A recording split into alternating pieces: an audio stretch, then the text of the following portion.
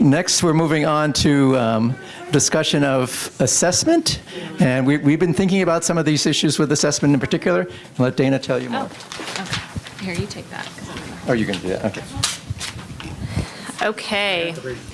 So I know at my table, we were talking a little bit about assessment when it was really, I couldn't help myself. Well, I could help myself. I was bursting at the seams not to say, we're going to talk about all of that. But in a few minutes, you're going to hear from Karine Koifman, who will talk about a really exciting research undertaking at Kent State University that is longitudinal and can really inspire all of us to sort of think big about what assessment can achieve. That was something we were talking about at our table, like what it can help us find out. But before I turn it over, I will very quickly, since we are a little low on time, go through sort of why it's important to the coalition, why we care about assessment so much, and give you a little bit of a small taste of what we are doing sort of at a baseline. So what we're doing on the coalition side and providing guidelines is really like the beginning of an assessment journey. And then I'll turn it over to Karine and she can talk about sort of our aspirational moonshot version of assessment. So we have two goals with coalition assessment. One is to assess the effectiveness of member projects on its impact on current student well-being, and the other is its impact on transformational experiences and lifelong, long-term well-being.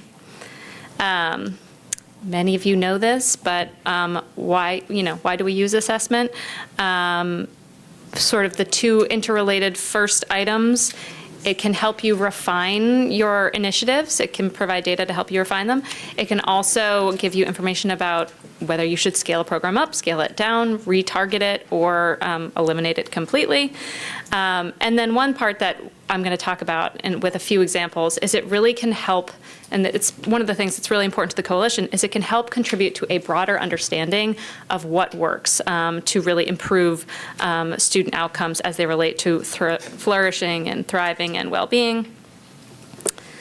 So to that end, we've talked about JED a little bit. I have two examples here of other organizations. They're really in the mental health space, since that's where I've been for a lot of my career, and what they've been able to do with assessment. So the JED Foundation is a mental health suicide prevention organization. They partner through their JED campus program with schools. They each get a dedicated advisor, and they do a needs assessment, and they follow, this is JED's comprehensive plan, and they get specific recommendations based on this plan. So JED's model, very different from ours. It's much more prescriptive. They have an itemized list of what they expect their schools to do. They are assessing using their own process improvement tools, which you'll see on the next slide. And they're also using the Healthy Mind Study, which you may or may not be familiar with. It's a national survey of mental health.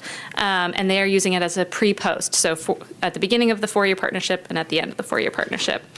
And they recently, I think earlier this year, came out with an impact report over the past 10 years. And I'm not sure if you can see them. It's a little small, but they were able to show, JED campuses over that time were 25% less likely to, students were 25% less likely to report a suicide attempt, 13% less likely to report suicide planning.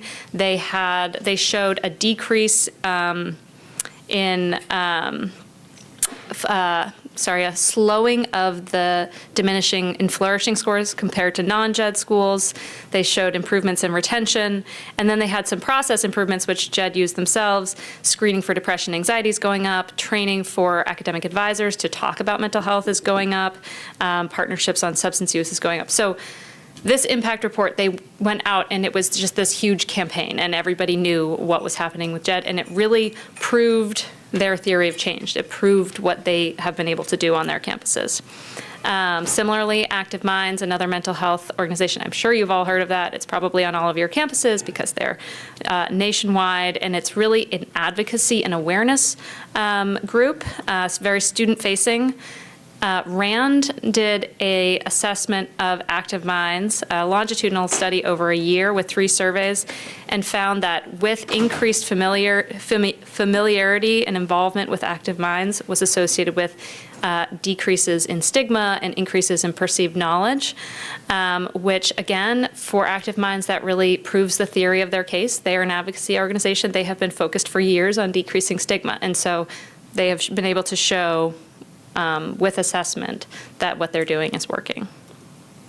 So that's sort of food for thought for what the coalition might be able to do in 10 years' time, is use the assessments that we are working on, that we're considering, whether it's Gallup or it's Harvard Flourishing or it's your own assessments that we could bring together in some way to make a point that what we're doing on our member schools is really working and impacting students long term. So obviously those programs are focused on mental health. We're not. We're focused on well-being. And so I've just included a few measures here of well-being and things that we're interested in. So well-being, Gallup, Harvard Flourishing Index, but there's PIRMA, there's the Diner Flourishing Scale, there's experiential learning measures, which is included in the Big Six. We've talked a lot about that today.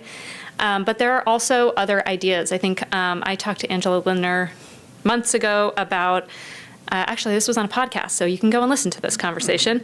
But she was using measures like, I have a professor who knows my name. I have a professor I could go to for a letter of recommendation. I mean, those are really powerful metrics. And then these are just some available metrics. I list these in our guidelines. So the coalition is sort of trying to figure out how we can be best helpful beyond the Gallup assessment or whatever assessment we use. We want to provide some sort of guidelines for how you can do assessment and what we want, what we are looking for in terms of assessment. These are largely free. I think they're all free assessments. So I can distribute the guidelines that we've been using. But again, those guidelines are sort of at the beginning of what we're thinking about in terms of as we start to think about how we can assess our programs.